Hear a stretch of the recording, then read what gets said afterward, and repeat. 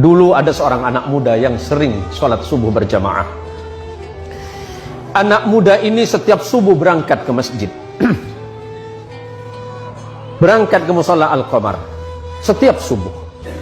Sebelum berangkat subuh dia mandi dulu di rumahnya, memakai pakaian yang baru, memakai harum-haruman. Tiba-tiba di tikungan jalan dia jatuh. Jatuh di tikungan.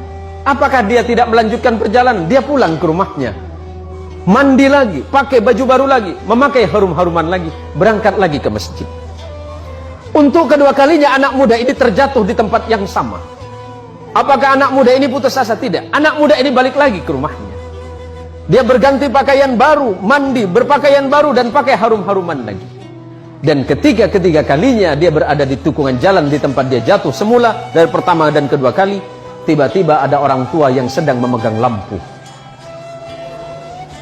Orang tua ini bertanya kepada anak muda ini, "Wahai anak muda, kamu mau kemana?"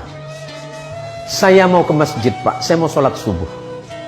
"Iya, dari tadi saya melihatmu dari jauh, engkau jatuh.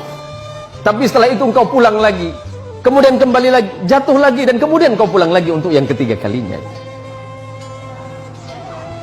Jadi bagaimana, Pak? Takutnya kamu jatuh, saya antarkan kamu ke masjid." Diantarkan oleh orang tua ini pakai lampu tadi. Sesampainya di depan masjid, sesampainya di depan mushola Al-Qamar, anggap Al-Qamar.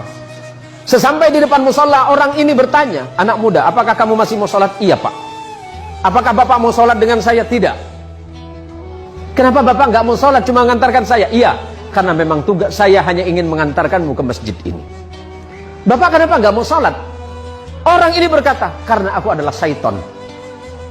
"Kenapa, Pak? Kok bisa?" "Iya.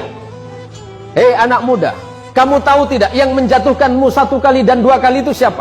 Itu saya." "Bapak siapa?" "Saya setan." "Tapi kenapa kalau memang Bapak setan masih mengantarkan saya ke masjid ini?" Apa jawaban setan? "Nak muda, ketika engkau tadi berangkat dari rumahmu dan aku jatuhkan di tikungan itu dengan harapan agar engkau tidak datang ke masjid, agar engkau tidak sholat berjamaah. Tapi ketika engkau pulang ke rumahmu, pada saat itu Allah mengampuni dosa kedua orang tuamu. Orang tuamu yang sedang berada di alam kubur, Allah ampunkan dosanya karena sebab engkau yang datang ke masjid. Yang kedua kalinya, ketika aku jatuhkan dengan harapan agar engkau tidak ke masjid, pada saat itu engkau kembali lagi, dan pada saat kembali itulah Allah mengampuni tetanggamu yang sedang tertidur pulas dalam keadaan tidak sholat. Tapi kenapa Bapak seton?" Anggap Bapak seton. Ada namanya mirip, Pak? "Ya kenapa Bapak mengantarkan saya ke masjid?" "Kalau seandainya aku menjatuhkanmu ketiga kalinya dan tidak mengantarkanmu ke masjid, maka niscaya orang satu kampungmu itu diampuni dosanya oleh Allah karena sebab perbuatanmu." Masya Allah, anak muda yang datang ke masjid, anak muda yang datang ke mushola, apalagi kemudian datang ke mushola sebelum waktunya sholat, dia memperdengarkan adzannya, orang lain kemudian terbangun. Pada saat itulah Allah merasa sedang jatuh cinta kepadamu, hai anak muda. Kalau Allah sedang jatuh cinta kepadamu, anak muda, apapun yang kau minta, Allah merasa malu jika tidak mengabulkannya.